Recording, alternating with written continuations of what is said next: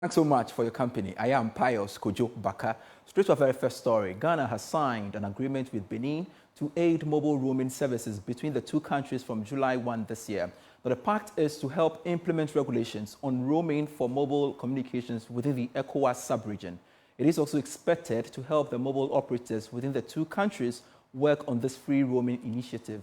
Let's get onto Zoom and speak to the Deputy Director General of the Ghana National Communications Authority in charge of technical operations, Professor Ebenezer Osei-Yeboah-Boateng. Thanks so much, Professor Yeboah-Boateng, for agreeing to speak to us on Business Live. First off, I want to understand what is next for the two countries now that this agreement has been signed.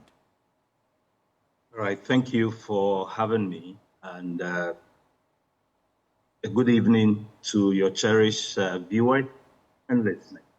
So the ECOWAS free roaming initiative, which was initiated by the ministers, the ICT telecommunications ministers of the ECOWAS nations, was kickstarted with bilateral between any of the ECOWAS entities, regulators. So we initiated one last year in June between Ghana and La Côte d'Ivoire, and just the past week and a half, we initiated an MOU with Benin, with ASEP of Benin. So that is basically what we've done so far. We've also done MOU with that of Togo, which also we are looking forward to launching it. So the Cotonou one, the Benin one, is slated for July 1st to go live. So the go live date is July 1st. And we know this agreement is at the regulators level. What about the mobile operators in these two countries? Okay, good. So normally we go with the operators. So when we went to Benin, we were there with MTN, AT, and Telecel. So the agreement is also, there's a bilateral signed amongst the operators. So we have one that is usually executed between the national regulators, authorities, the NRAs, and then also the operators would also execute one amongst themselves. So they were there, we had technical sessions where they agree upon the way to interconnect with each other and to execute this. So after this MOU was executed, we've set up some technical committee that would continue to facilitate the agreement to see it to fruition by July 1st. Help me understand the cost of this and, of course, its impact as the program takes off from July 1. Okay.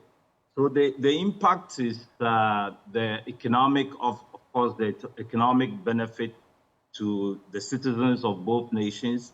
So hitherto, before the ECOWAS free roaming initiative, if you went to Benin or Togo or La Côte d'Ivoire, then you will pay high charges for roaming.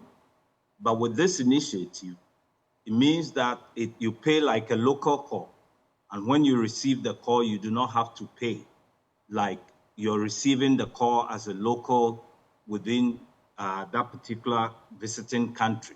So you do not have to pay like a typical roaming where you even pay for receiving calls. So those are typical impacts. And then it's going to also encourage maybe kind of trade. There are numerous benefits that accrue from any telecommunication service provisioning. So those are typical impacts that we expect to be imposed or to accrue to citizens. Quickly, reiterate your point again for me on the back of the roaming, ECOWAS roaming service and when it will take off once more. So for the Benin one, it would go live July 1st this year. Okay. But we have, like I intimated earlier on, last year, June, we went live and launched that with Cote d'Ivoire. And we have an agreement also with our neighbors, Togo. So we're working on that also to go live sometime this year. Very well. Thank you very much, Professor Ebenezer Osei-Boaboateng, Deputy Director General in charge of technical operations at the National Communications Authority, speaking to us there. Thanks so much, sir. Now, let's shift focus to some other stories. The Bank of Ghana has refuted assertions that the Gold for Oil program has negatively affected the operations of small-scale miners. According to Governor of the Central Bank, Dr. Ernest Addison, the program cannot be attributed to the dwindling level of gold export because the program began in November 2022. He made this known when he appeared before Public Accounts Committee sitting. Factors that accounts for, the production levels of the various mining companies. I know some of them have shut down Obuasi and a couple of other challenges that they had had. But again, remember that in 2022, we had just started the gold program. So this was very late in 2022, around November. So our activities have nothing to do with the lower level of gold exports in 2022. But interestingly, the auditors are rather saying that this was because of policy changes at the Bank of Ghana. Well, but they are rather pinning it down to your policy changes. So I was rather hoping that the transactions would have ballooned. Right. They got it wrong. I disagree with them, if that's what they wrote. Yeah. I disagree with that because we had just started the program late in the year. It couldn't have been the case that the gold or reserves affected that. A while longer, the Public Accounts Committee and Dr. Ernest Addison stated that the economy is showing signs of stability based on reforms undertaken by government supported by donors. He maintained that he believes things will normalize very soon. For the economy as a whole, I can tell you that things are improving. Our foreign exchange reserve levels are improving. Recently, the World Bank, thanks to the members of parliament, approved a facility. So we have had $300 million added to our reserves. All of that, strengthens our position to support you in executing these types of projects. So rest assured that so long as the economy continues on the path that we are on, we should be able to help you deliver. Away from that, the World Bank is asking government to focus on fiscal reforms that have helped in growing the economy post-COVID-19. The advice comes after the World Bank projected that Ghana will end the year with a growth of almost 3%. This is little lower than or higher than what government is expecting to achieve this year as captured in the 2024 budget. Speaking to Joy Business from Washington, D.C. in the USA, World Bank Chief Economist Dr. Andrew Dublin noted that committed is needed to sustain the recovery. The threats are they're both domestic and they're external. So domestic threats are the ones I've just mentioned, right? The real fear of policy slippage. Okay, that's not a trivial issue, and I hope that the government of Ghana will remain focused on bringing stability back to the macroeconomy.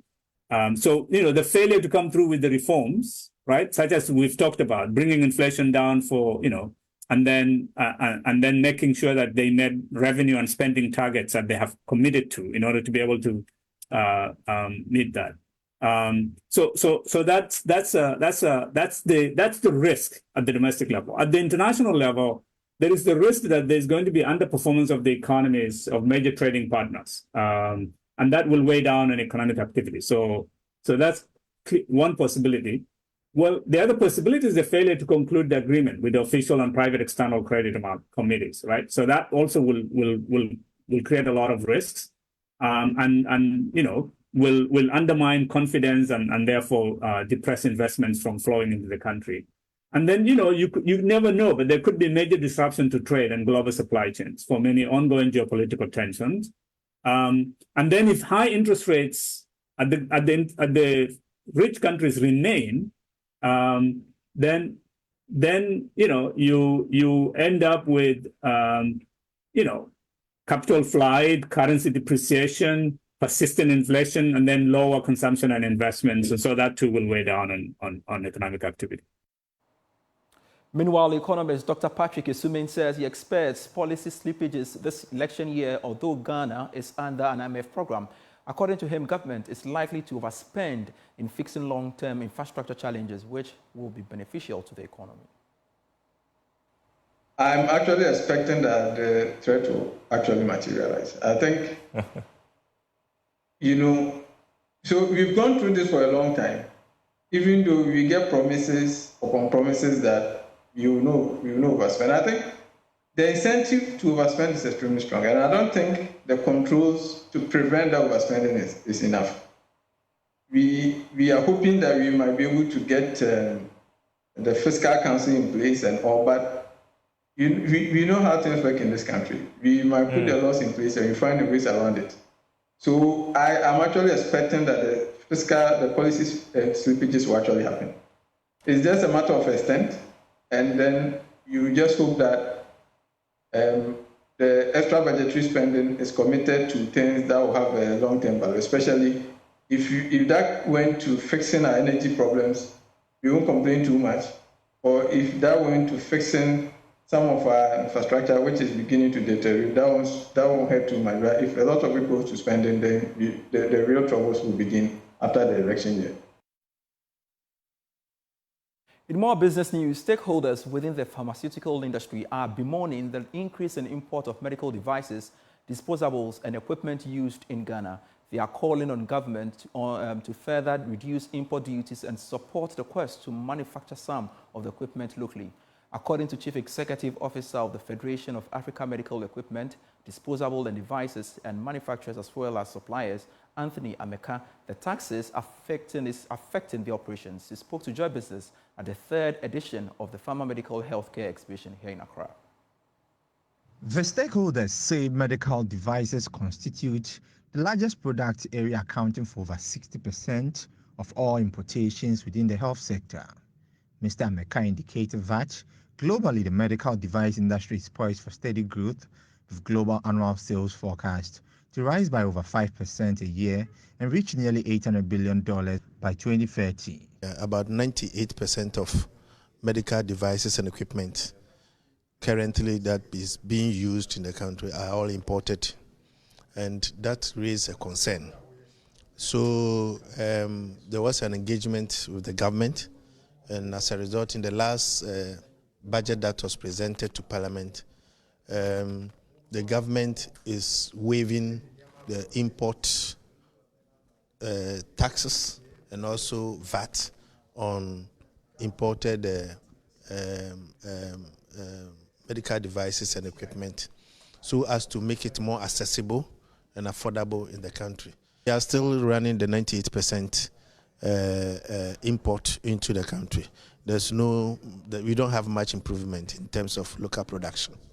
The third edition of the Pharmaceutical, Medical and Healthcare Exhibition in Ghana, West Africa Pharma Healthcare Expo, will be organized from the 8th to the 10th of May 2024 in Accra. You're still watching Business Live. Time for a breather. We'll be right back with more. Come back to Business Live. Time is running out for the Ghana Cocoa Board as the European Union says its transition period for the implementation of the controversial traceability policy will elapse at the end of this year. This means that from start of next year, Ghana's main cash crop, cocoa, cannot be exported into Europe unless evidence is provided that the country's cocoa is not sourced from recently deforested land or contribute to forest degradation. Currently, over 60% of cocoa produced in Ghana finds its way into the European market, but this will no longer be the business as usual. My colleague Blaise Suga has more in the following reports. Cocoa is a major source of foreign exchange for the Republic of Ghana. However, the increasing demand for this cash crop over the years has resulted in the use of more deforested land to feed the supply chain. This situation has prompted the European Union to pass its traceability policy. According to this new regulation, any cocoa product entering the European market should not be sourced from recently deforested land or contribute to forest degradation. After 2 years of running what it terms a transition period, the EU says it is time for action and the need to enforce environmental sustainability. So the discussions, they were ongoing for quite some time, because we adopted legislation 2 years ago, and 2 years were given for a transition period. So now we're aiming to have the legislation running since the beginning of the next year. The EU Commission is this week sending a high-level delegation led by its Commissioner for Environment, Oceans and Fisheries to Ghana, which is one of the world's largest producers of cocoa. Because this legislation is applicable to all. It's not aiming at any country or any region in the world. It's applicable to EU member states, the same as the countries outside the EU. What it tackles is the commodities that do have the biggest impact as regards the deforestation around the globe. That our consumption pattern is one of the reasons that drives deforestation. So therefore, this step by the EU is taking responsibility for our consumption pattern and ensuring that the supply chains through which certain commodities reach the EU, that they are free of deforestation. Ghana and Cote d'Ivoire are the two world largest producers of cocoa. There's in fact a framework that guides our trade, the Ghana Cocoa Initiative. I was speaking to the CEO a couple of weeks back, and he appears to identify two major factors for which we're seeing this high level of disruptions within the supply chain. First off, the issue about other markets or third states paying higher prices to these cocoa farmers. Don't you feel that if we apply the standards, these countries might take advantage of the situation and then we'll see smuggling into other markets other than the EU?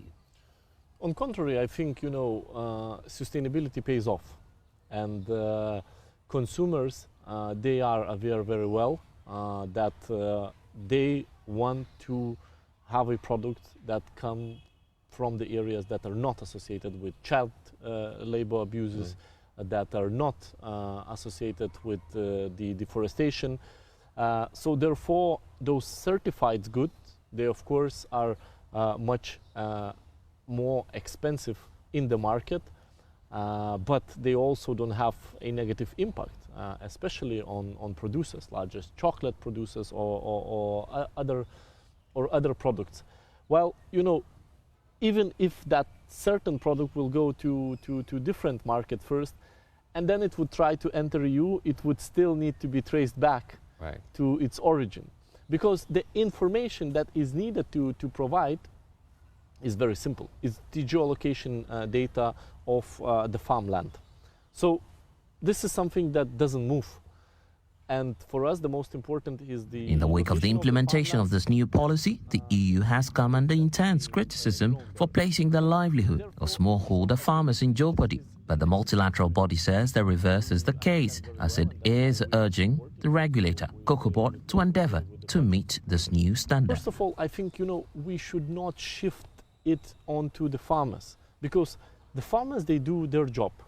And for example, with the structure of agriculture that you have here in Ghana, where you have the Cocoa Board, they are an umbrella organization who has the ownership over the farmland. So they know what's going on in which farmland, for how many years, when that farm was established. Right. And I'm pretty sure all that data they do have, and all they need is to share it with operators who export goods to other countries. That's it. So I don't think so we need to, put any of sort of additional pressure on the farmers.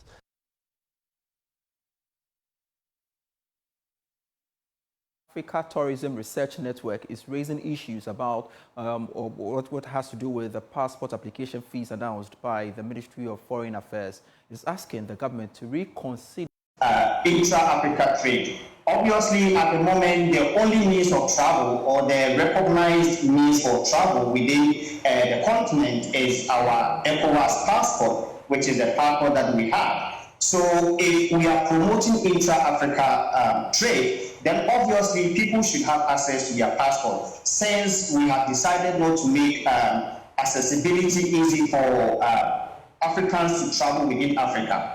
The other thing that we have to look at is if people are traveling even beyond Africa for tourism purposes, whatever purposes it is, they will need their passport to travel. And tourism helps us. If you look at the airport, the number of people that are traveling, the taxes alone on tickets and other activities that people get themselves involved to travel is a lot. And if we are going to increase these passports, then obviously people's disposable income is going to be reduced. Already people are struggling. And tourism is seen as more or less a leisure activity in our part of the world. Therefore, people will rather want to use the little money they have for other things rather than anything tourism.